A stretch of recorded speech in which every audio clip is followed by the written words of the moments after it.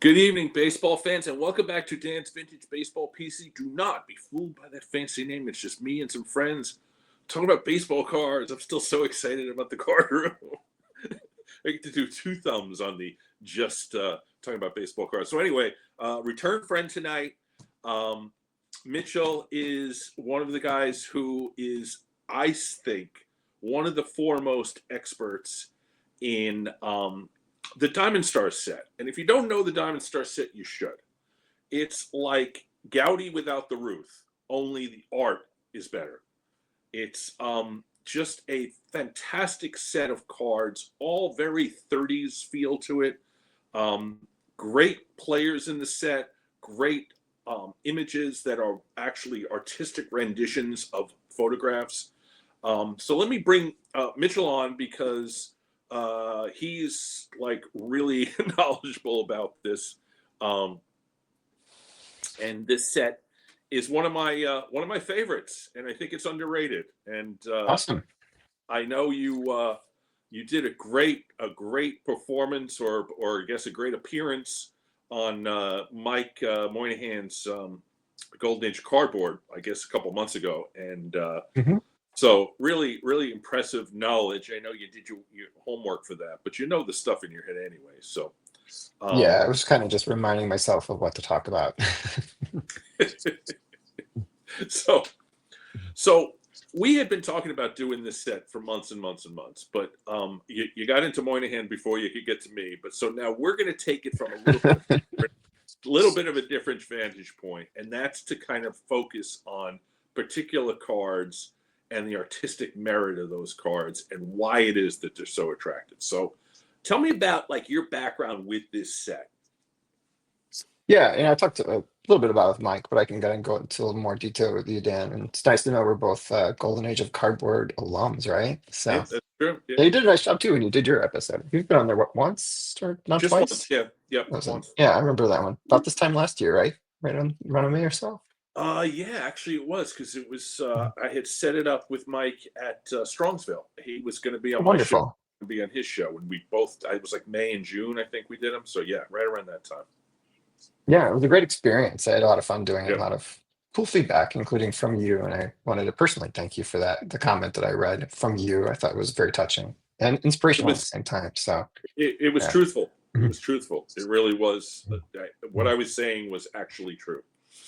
So Yeah, so I didn't really answer your question yet, but I yeah. guess I'll jump into it yet right now. So, actually kind of stumbled upon the set. I had a book from Burt Sugar back in my childhood that had like punch outs of vintage cards, and they were in there, but like I looked through it, enjoyed it, and still look through it as an adult and have a copy of it still. Just don't have it accessible right now because I'm doing my card room and it's like everything's packed up right now except for what I pulled out for tonight. I know that. But the Diamond Stars were in there and stuff like that, but like I didn't revisit that until my adulthood, and so I really had no active memory of it when I was starting to look for Hall of Fame players that played for the White Sox. So I kind of was doing a project that time, people that were in the Hall of Fame that predominantly spent their career with the White Sox. So, Eddie Collins fit the bill for me because he played more seasons with the White Sox than he did with any other team, like players like that, and obviously the guys that were like lifers for the team. And so I was looking for Ted Lyons at that point. And I still looked at his 33 Gaudi too, and I knew about the Gaudi sets. And I think at that point, I think I'd already had the Red Faber, so it was definitely like starting to touch my toes in the waters of 1930 cards. And then I was looking at other Ted Lyon cards, and then I saw the 35 Diamond Stars. And I just thought it was like another release from Gaudi until I started doing more research on it. And found out it was a completely different company that produced these cards.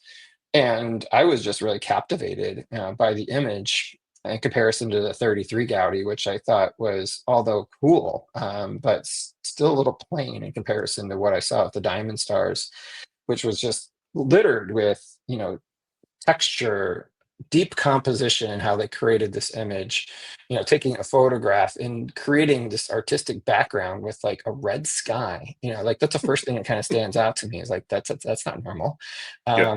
And, you kind of quickly pick up on that this was kind of the very much in vogue in the period because it was obviously inspired by Art Deco design, and the artists just had a lot of fun creating these images using the player photographs in that year, and then obviously like creating like colorized images of them on these cards, but just doing something completely different with the background than what was on the actual photograph that they used originally.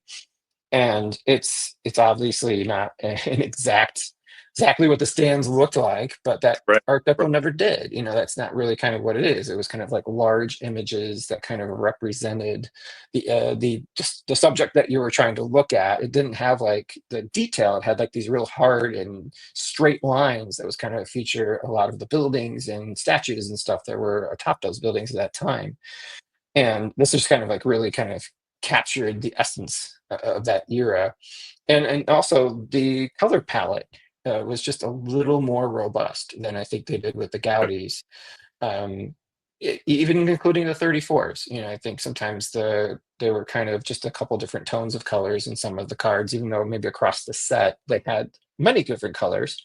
But like in this image alone, like, man, there's so many different colors in here. It's Yeah. it's just eye catching, and so Yep. that was how I stumbled on it the first time, and was very much in love with it. And I think then the next one I picked up might have been when I moved on to the St. Louis Cardinals Hall of Famers, which I still haven't finished, but I got, I believe, the Jim Bottomley was the next card I picked up for the set, and then I stumbled on the Carl Hubble at a card show for like $50, and I picked that one up. And then I was just kind of hooked from that point on. After I got the Medwick, I was soon to be the set builder that I am now, but I was knee deep in the 67 set at that point, so I had to finish. I had to get out of that deep pool to finish that set to move on to the next one. So how far into the set are you?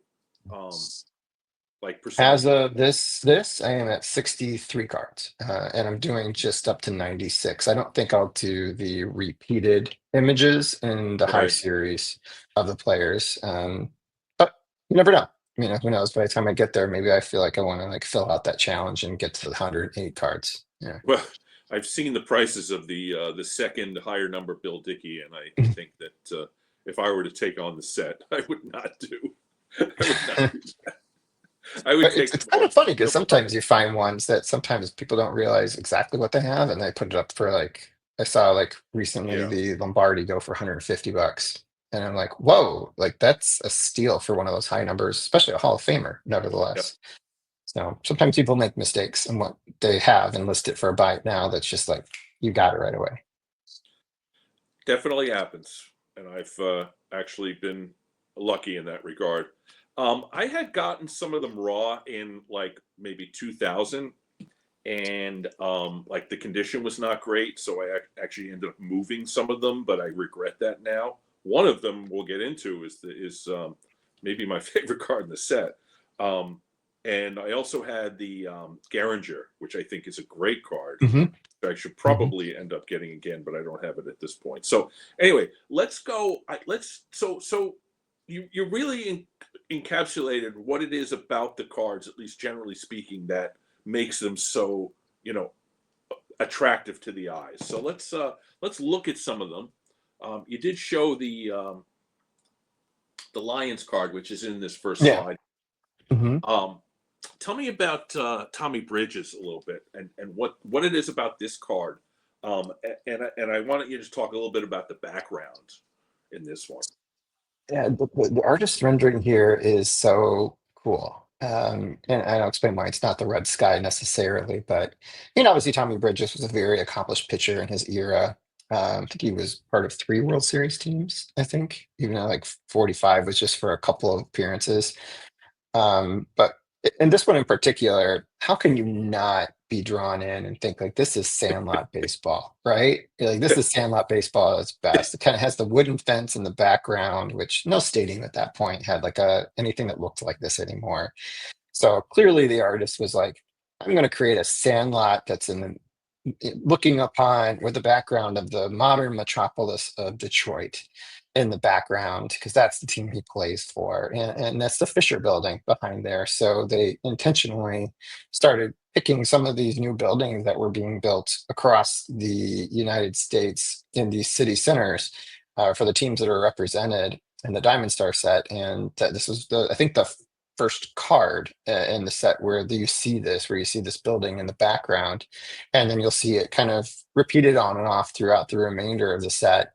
And I picked this one up just a few years ago, and I just thought it was a phenomenal image. In addition to obviously the card really being in magnificent shape at the same time. And you can see it only graded out a 5, but if you have this in your hand, it just you can't find a flaw in it. Maybe if I pulled out my loop, I could find where that mark was, but I don't see it easily when I'm looking at it in my hand right now.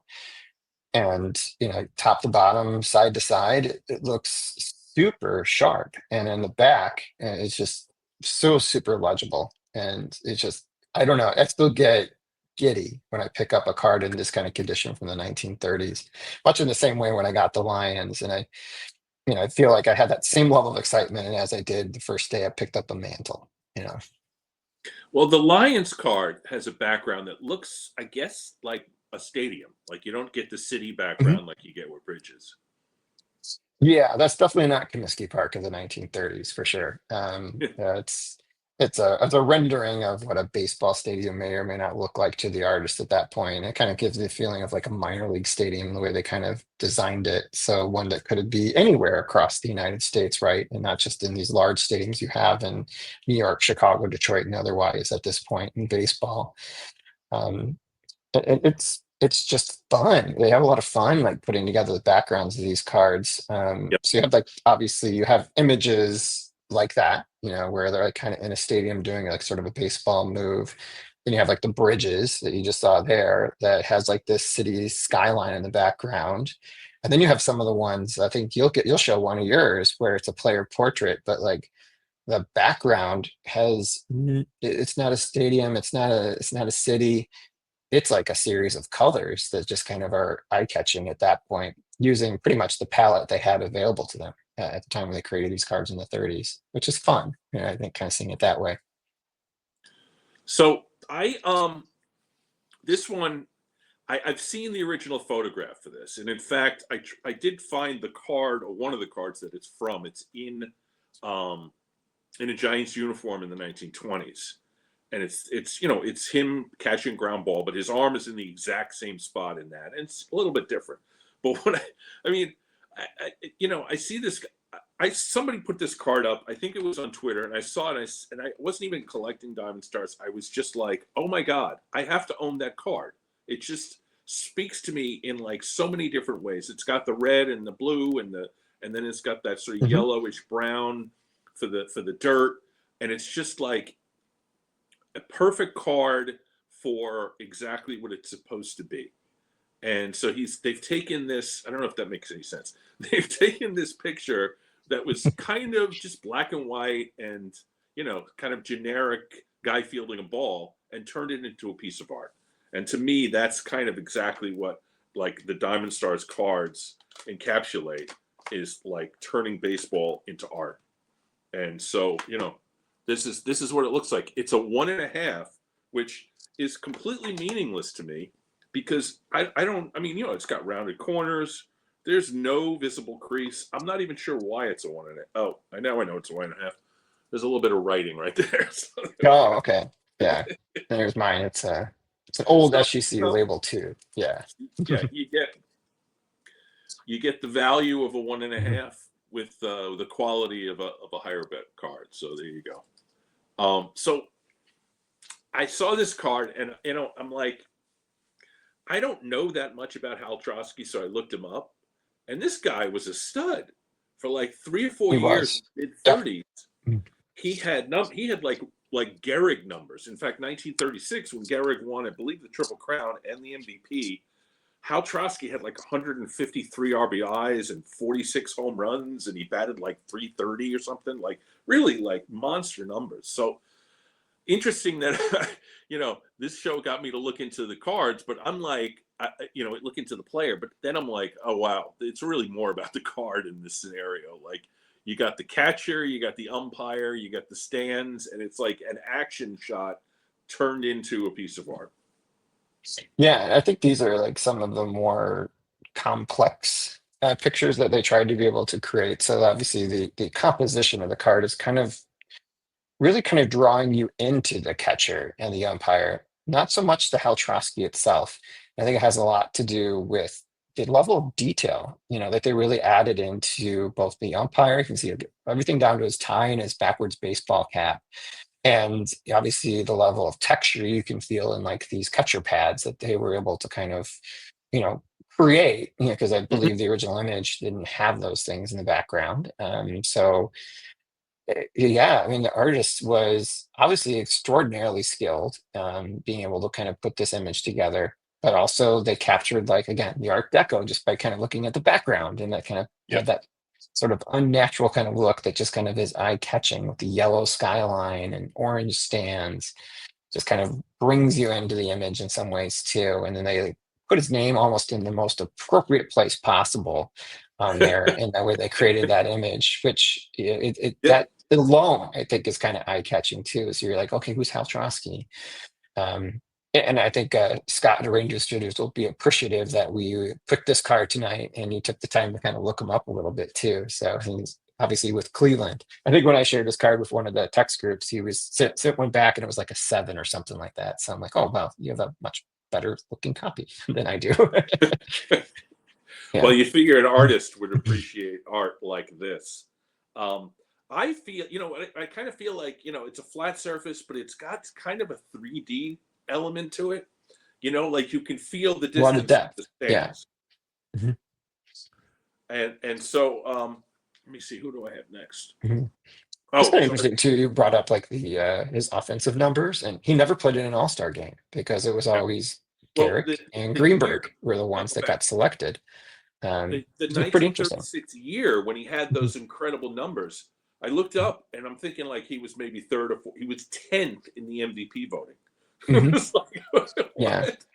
It's kind of interesting when you look at war now for that era. Obviously, they didn't have Yeah. that stat then, but like, you think some of these huge offensive seasons, like how do they not have like 8, 9, 10 war? But like everybody was mashing the ball in the Yeah. 1930s, so it didn't Yeah. really stand out. He wasn't even the best third baseman or first baseman in his league, Well, so. Bridges, the pitcher, was Mhm. above him. I think Bridges was ninth or seventh in MVP Yeah, voting there. yeah. So, Yeah, yeah. like some of the pitchers that were really dominant in this year, like obviously Lefty Grove and Carl Hubble and stuff, their war is like huge because they Yeah. were such outliers in this era. Whereas the hitters, it seemed to be a little bit closer with their big mashing numbers. Yeah. So I picked up two pitchers here. One, of course, is the Hubble, which is definitely my highest graded card of this set. It's a 6. Beautiful example. Yeah, it's really sharp. I think the only thing is that there's a little bit of a lot of these cards have this. It's a little bit of toning, like around that, like the border isn't necessarily going to remain white. Yeah, But that's not unusual. Yeah. yeah, I mean that's pretty standard. But what's interesting about this one is that that's a fairly like normal. I mean, not normal, but a fairly well-known pose for Hubble. In fact, it's used in his Mhm. one of his 33 Gaudis and one of his 34 Gaudis. Or he may only have one 34 Gaudi, but it's in his 34 Gaudi. So it's him up against a fence, which they've got a fence here, but it's very different. Ultimately, the interpretation by the artist here is very different because you got like somehow or another you got a big city building in the background. And I don't know which one that is yet, but I'm kind of curious what it might be. Yeah, I mean, you Mhm. think it would be New York, but if he's playing up in Coogan's Bluff, you don't really get big buildings way up in northern Manhattan there. So I don't know. Row on the other hand, that that I'm thinking is Tiger Stadium behind him because that's what Tiger Stadium has that or did have that sort of overhang aspect to it with the beams. In fact, the one time I went to Tiger Mhm. Stadium, I was behind a beam. So there you go. Oh, there you go. Yeah, kind of like still going to Wrigley Field today. Yeah. So Schoolboy Row, this is a 1935 copy. He pitched in the 34 World Series and won game 2 by pitching 10 inning complete games. So Schoolboy Row is looking pretty proud of himself there. Uh, Won't see that happen much anymore, right? yeah, right. He pitched 10 innings. Probably like Smoltz and Morris are probably the last that went that long. But I know Wait, Baumgartner had some wild stuff. But did I give you two Ted Lyons? Did I? Ah, I did Ted Lyons twice. Oh no. oh, All okay. right. I don't know if you left. I don't know if you left anything out. I think maybe you just kind of like repeated the image. I think I might have. Oh, We did okay. 10 each, and I think I still counted 10 cards when I pulled them out today. But Okay. So we talked about Lyons, but Julius Salters, I don't know much about him. I did look him up because I don't really know much about him. But the card is ridiculous. It's like the green is popping out like you're literally on like grass. It's just got so much like life to it. And then he's kind of Mhm. looks like he's diving or something. I'm not even sure. So trying to So make a shoestring catch or something, right? Or he's yeah, fielding maybe a ball that got hit out to left, and he's about getting ready to position himself to throw it into the infield. What I really like, kind of caught my eye in this one, is all the shadowing that they did, where you can almost catch the position of the sun, or at least the way that the artist envisioned it. And I think that level of detail is phenomenal when you kind of look at the card, because it the pants are a little bit darker in places because they're being blocked a bit by the arm and stuff like that. And like yeah, it yeah, kind of almost feels like a color photograph, obviously, well before we had color photography, and the way that they composed this image. And I would always think that the Browns colors were just really kind of eye-catching, but maybe it's because they haven't been a team for years. Maybe I wouldn't feel that way now if they were still using that same color palette and design. But I love looking at Browns cards from the 30s, 40s, and 50s, just for that reason alone. So I guess you can kind of envision this as like Sportsman's Park, and he's like fielding ball out of left field. I'm going to be throwing it back into the infield, and that was his position. He was a left fielder during his time, and played for a couple different teams, including my White Sox at the very end of his career too. So So what stadium do you think he's in here? Is he in Sportsman Park? You think? I'm sure. Yeah, I don't think they really necessarily like used real stadiums when they did this. I think that they kind of created their kind of own and stadiums for the purposes of these cards in many ways.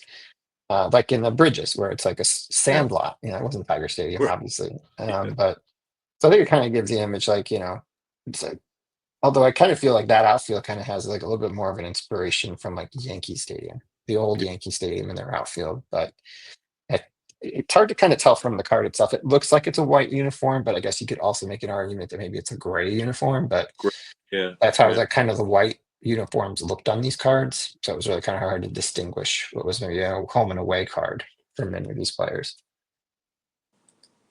But you'd love it if you had it in your hand, just kind of like how cool it is. And so, I was gonna say, and I'll go back to Mhm. it just for a second. Sorry, I flipped over there. Is the one thing that kind of sticks out for me there is the flag.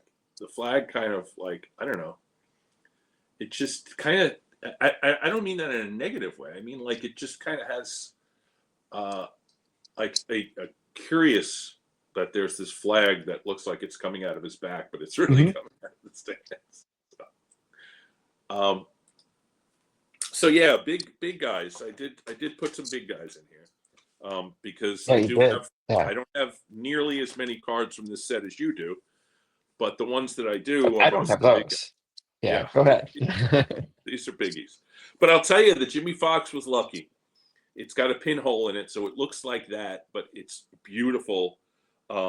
But the price was right because there's a pinhole, which is why it's a 1.5. Oh, Um, yeah. It's this, fairly I mean, noticeable. it, Jimmy Fox was a catcher very, very briefly. Um, and there's a couple of pictures of him. I think one of his cards, um, one of those mid 30s like Gaudy cards has a no. It's the R311 has a catcher's mask with Jimmy Fox. Yeah, Um, Jason just picked up one. Yeah, yeah, he shared on his exactly. channel. Yep. Mhm. That's where I saw it. And so, I mean, to see Jimmy Fox as a catcher is kind of rare in itself, but also you get with this like perfectly round mitt and he's pushing the ball. It looks like he's pushing the ball in. And I don't know. I just feel like this card should be more popular than it seems to be. I mean, some people like it. It's got some value to it, certainly.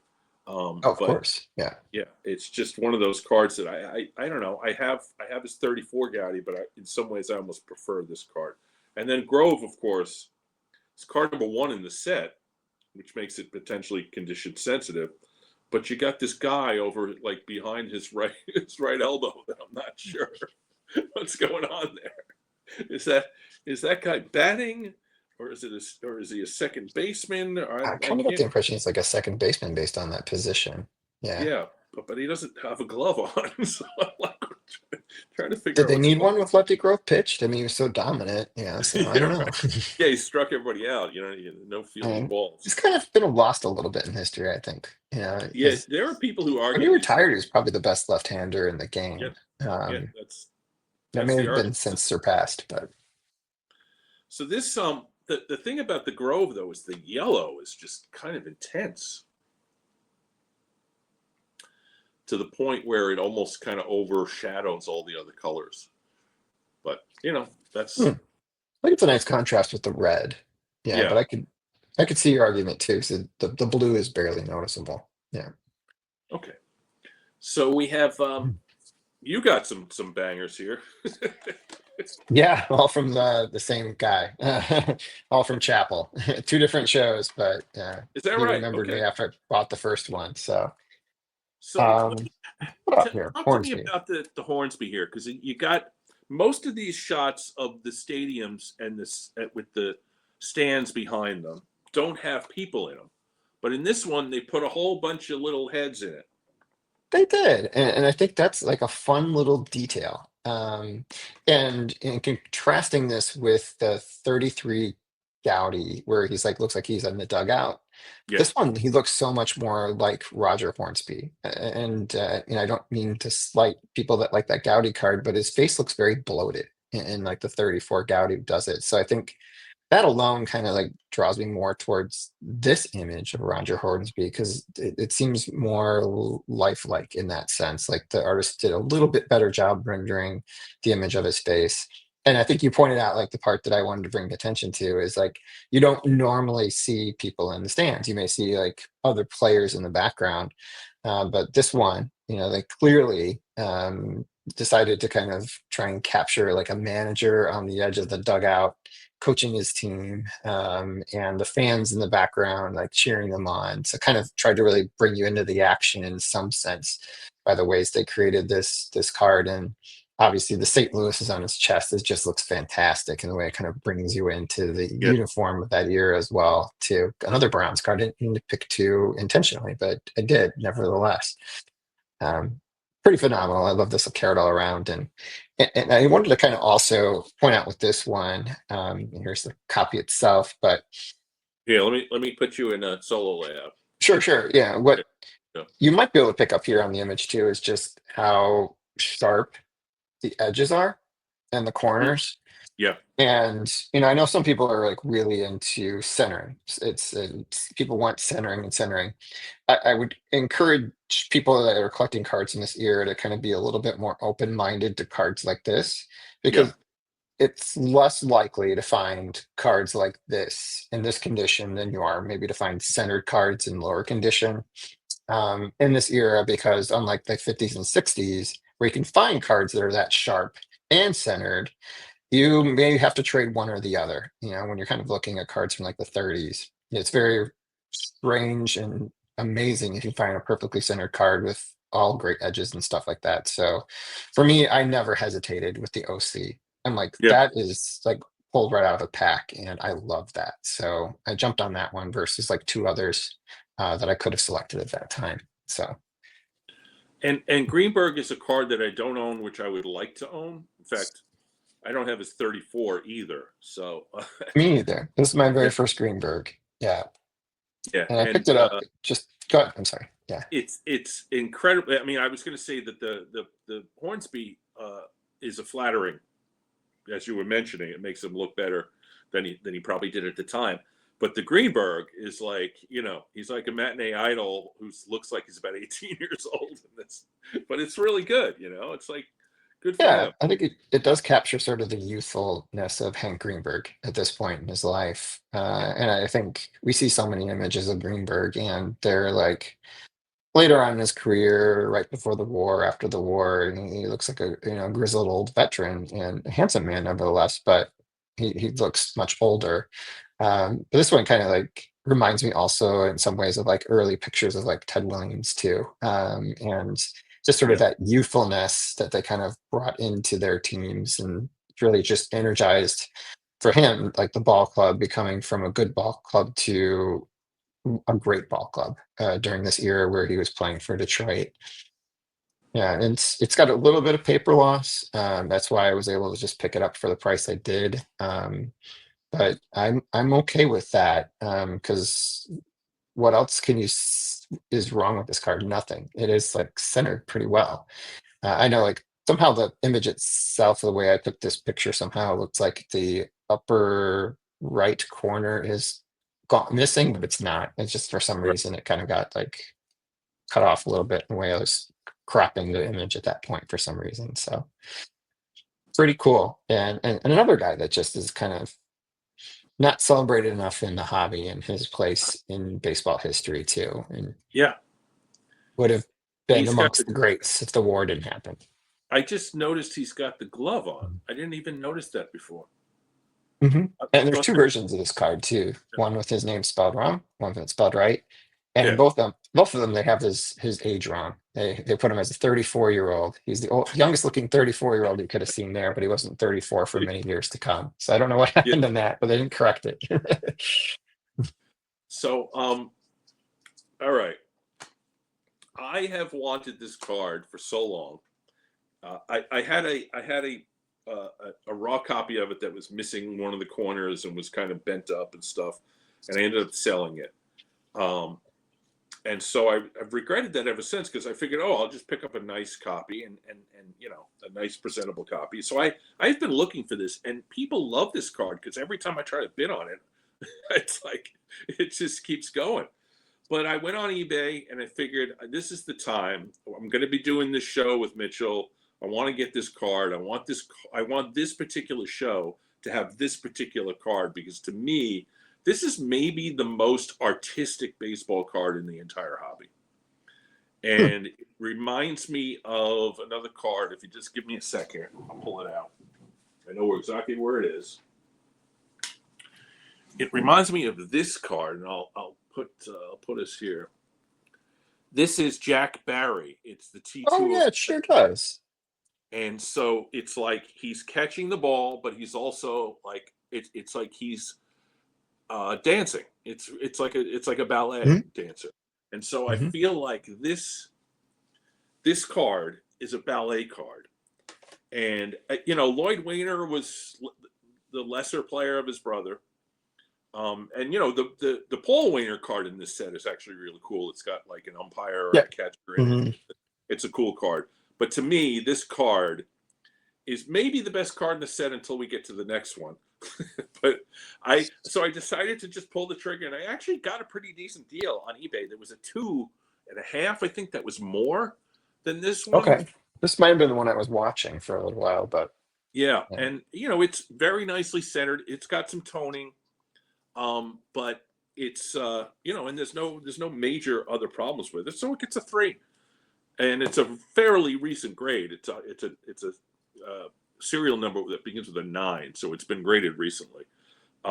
This is one of those that might have been graded as like a 5 if it was graded back in 20 Hmm. years ago. But anyway, that being as it may, um, this is forever the card that's going to be in my collection. I don't feel the need to upgrade it, but I have always been amazed by not just the dancing part of this, the ballet dancing part of it, but the colors. You get the green, the blue, the red, and the sort of orangey yellow, and they're all Yeah. very hmm it's like layered. So I really just I had to have this card in this show, so I went It's kind of interesting. It out looks and like got it. he's like in the infield as Yeah, opposed to his outfield position normally. yeah. I don't Yeah. know. It's almost like it's not even a baseball field because of all those colors. Like if it were the infield, Yeah. then the Mm. red should be green. Instead of the green being on top, it should Yeah, be it's in kind of like they intentionally swapped the green yeah, with the red because a lot of the skies were red and a lot of the cards are designed. That's interesting yeah. catch there. Yeah. This is they put some of the cards in museums. This card should be in an art museum. as far as You got I'm to get in the concerned. Baseball Card Hall of Fame nomination if Yes. it's not already in there. Actually, Yeah, but it's I not, actually it's recalled the one you forgot now, but we can get to it when you're ready. So I it's have not. it. Yeah. Yeah, if Ray is watching, Ray, this is my nomination for next year. Um, but anyway, so it's one of those. I don't think that many people know it, but the people who do know it are very passionate about it, based upon the fact that I haven't been able to win an auction like in 3 years. Um, so Oh, there it is. So there we go. Okay. There's Glenn Myatt and Sam Leslie, who I looked up both of them, and they're fairly, they didn't have great careers. Myatt was sort of a mhm. backup catcher, and Leslie was a decent but not great first baseman for Brooklyn. And so, why don't you tell me about what do you think about these cards here? I think in some ways, if these two images don't pique your interest in this set's not for you. Because these are just like capture everything that's just perfect about the way they design these cards and capture these ball players from this era. For me personally, for me, they just kind of scream, these are just perfect baseball cards. So with Glenn in particular, that I just did a video on him over the weekend, and one of the interesting details is there's also a flag in the background, but Hmm? that it's an American flag. That I haven't found that yet on other cards that I own. And like I said, I own about 2/3 of the set. He actually is a World War I veteran, although he didn't see action. He was enlisted, and the war ended before he left the United States, so he was in basic training. So I didn't see combat. But I don't know how many other players where this applies to, but he might be the only World War I veteran in this set. So it's like obviously almost 2 decades after that war had transpired. And I kind of envision this flag as kind of being the artist's way of giving him a nod, for his time in service during the Great War, as they call it at that point, because we didn't have a second one at that point. Whereas other players don't have that image. So I thought that was kind of interesting, that little detail. And for me, this one also I think is an inspiration for like many of the cards that we saw to come. And obviously they had like black and white photography of catchers doing things like this. So it's not like this is the first time they ever showed a catcher throwing a mask off to try and field a ball. But I think it's pretty cool when you see this like envisioned in a baseball card here. I can also see the lineage to like a really one I like out of the 48 Bowman set, which I know you have too, the Buddy Rosar card. Yep. Looks Hmm. very similar to that in some ways. They took that photograph. And like, after that, like the Campanella, I I think was from like just about to 51, pull it right? up. So those are the ones that kind of come to my mind, but like it's not Yeah, an image that hasn't been repeated other ways. So it's very, very similar to the mhm. Campanella, which is, it predates by 14 or almost 20 years, actually. Yeah, almost 20 years. Yeah. And it's a little cheaper than Roy Campanella too, if you wanted, get a similar kind of image for a lot less money. But a non-Hall of Famer nonetheless. And the moment I like picked up this Leslie, I just thought it was so cool, just like the level of detail. Unlike a lot of the other pictures, this one has a natural looking sky Yeah, and has clouds in the background. It kind of makes you feel like it's a sunny afternoon at the ballpark and it's picture day for the ball players. And kind of like when you're a youth and you have to do all these little action images yourself and take your pictures for your, team picture and stuff like that. So it kind of reminded me a bit of that when I would be looking at that. Cause, I think even when I like was playing baseball, they would always try and like pick a background, like a blue sky and stuff like that. Kind of like the inspiration, like 53 Bowman kind of stuff. Right. right. So it's kind of always like I always try to pick a natural background for it with it, but that's what I kind of think of when I look at this card. It is a little hard to see his name on there, so the position of his name is not ideal. It's like the Sam goes over the D in the Dodgers, so it's a little hard to read. But I don't know where else they may have put it. Maybe on his shoulder, maybe as a way to kind of do it. But yeah, for me, these are just fantastic. I didn't show to Glenn, but here it is, kind Yeah. of Let me up let me get, close. Yeah. get you up close there. Yeah, yeah. The American. I mean, the American flag for a veteran from World War I who at this point is probably in his late 30s, is really cool to make that connection. If indeed it was true, and it probably is actually. If you think about how much the artist put into these, each one of these, that is probably the reason why there's a flag in it, because he's a veteran, and he may have been And you known. bring that up too, is that's the one detail I can't find is the information on the artists themselves so far. I'm sure it's Yeah, somewhere. I just haven't found it yet.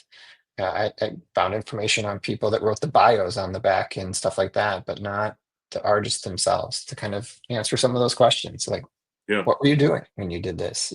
Granted, none of them are alive to interview them, but It's tough. I mean, card research is tough. People haven't been able to figure out who all the photographers were for the 53 Bowman. And I know Alex just recently found the original photograph that the Reese's made, inspired by. But anyway, so hard to find that stuff, but keep digging. It'll be worth it. So I put this in there because this is the photograph that will be the inspiration for the Terry card. But it's the original. This is a 1936 R311. It's obviously not a 1936 photo because the card itself, the Diamond Stars card, came out in 35. So this photo is probably from Mhm. like 33 or 34. And that, I believe, behind him is the what they used to call the jury box in Braves Field in Boston. And so he's in a very particular place here in Boston, and he's on an actual baseball field. But then when you get to the actual card that they produced, they took artistic what's the word for it? Artistic license with the background, hmm and so you get this scoreboard where, interestingly enough, the Giants, who are the home team, are listed on top and visitors are listed on the bottom. So I gathered the artist wasn't all that familiar with scoreboards. But you also get a city background, which Yeah, could be. maybe they were from Europe because obviously that's how they like capture the soccer scores there. The home team's listed first. Oh, that's true. That's right. Yeah, yeah. Um, but you also get a city background here instead of just the Brave Field stands. Mhm. So I'm wondering if you have an opinion about what city it might be. I'm feeling they were trying to do New York Yeah. there. But I don't know where because they seem very general looking sort of houses and stuff like that. So it kind of gives the impression that it's kind of embedded in a neighborhood. This could be like your neighborhood diamond in some ways. So many of those cards, especially like the bridges too, kind of give you the feel that it just could be a ball field anywhere in the city that these players are kind of juxtaposed on as opposed to these large stadiums that were obviously in use at that time. That's why I kind of also like it too. It has sort of that I don't know what the right word we're trying to catch it for, but kind of has sort of that everyday kind of feeling. Just you could be stumbling on into a ball ground in a neighborhood park, and there's a game going on, and these legends are on it. Like Field of Dreams ish kind of, in a way. So as opposed to these large stadiums, whereas other ones obviously have more of that large stadium feel. So I did want to do this because these cards are very similar in some ways. Oh Um, yeah. it's like the colors are different, but it's the same sort of concept. And it's also a very sort of ballet-ish kind of thing. Although Terry's is Mhm. I think, is a little more sort of baseball, has a baseball feel to it more than the Waner card does. Yeah, Um, that's such a nice pickup you got there. Still don't own the Wainer brothers for this set, so I have all kinds of targets for the National, and they're all Diamond Stars at this point because I'm transitioned to being all in on these and then some like rare pool stuff.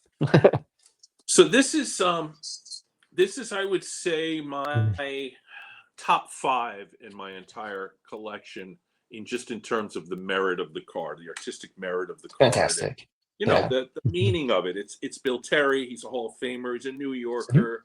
He's a manager. He's the last National Leaguer to hit 400. There's a lot. Not just the Bill Terry part of it, but the art, the set. It just does a lot for me. And I, it's a two, but what are you going to Who do? cares? How are you going to do Yeah, any better that's than a that? You know? that's good for that era. Yeah. Yeah. And I think this card cost me $90. So You got a it's really good pretty, deal on that. Yeah, you know, congratulations. Yeah. well, it was. I know I bought the card at one of the first card shows I went to after the pandemic, and Mhm. it was up in White. It was the White Plains show. They couldn't use the facility that they're back in now, which was like this convention center or the county center. It's called actually. They were in like a hotel, so it was really not a good scenario for them.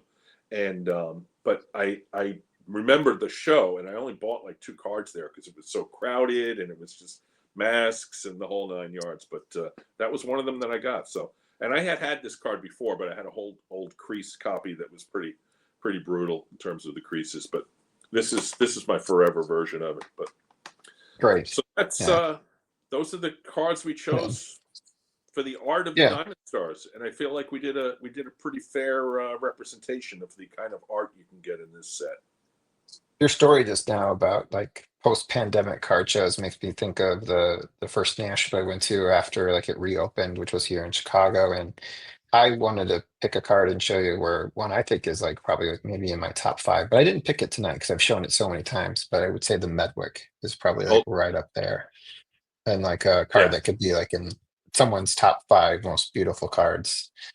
yeah, I And Mike love pointed that. out it's like on the 300 great cards list too. Yeah, So there's some, you could say, additional demand for it because of that. So. yes, it is a popular card. It's an Mhm. expensive card too. Mhm. It's not an easy one. You're not going to get it for 90. Not going to get it for $90.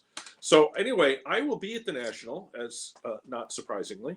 Great. So I would be very happy to walk the floor with you, looking for some Diamond Stars when it comes to that, if you want to. Just need to But go to Chapel's table and yeah, be done. well, I can But yeah, no, I 100% welcome it. guarantee you that if Bill Chappell is there and I am there, I will be at his table at some point.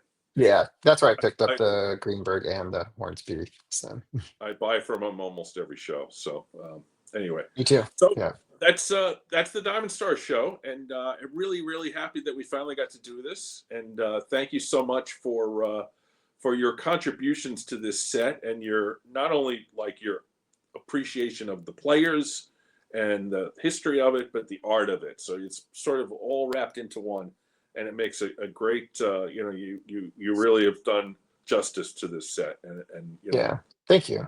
I And appreciate all the videos you put together, and I certainly appreciate you coming on my show. more to I will come. Yeah. see obviously link to your channel. I'll link to the video Mhm. with Mike, because if anybody hasn't seen that Golden Age of Cardboard episode, it was 100%. I would recommend going and checking it out. So Yeah. Thank you. um, Yeah. so viewers, next week I will have a show about a great Detroit player. We've already talked about some Detroit players, but we'll get to that, and a return guest again for that. But this one again, thank you, Mitchell. I'm gonna close it up, and hopefully my internet did service for this show, and I'm not I don't have weird noises and lags or anything. But Sounds hopefully it'll okay on my end. So hopefully we're good. Yeah. okay. All right, take care, my friend. Talk to you soon. All right. Take care.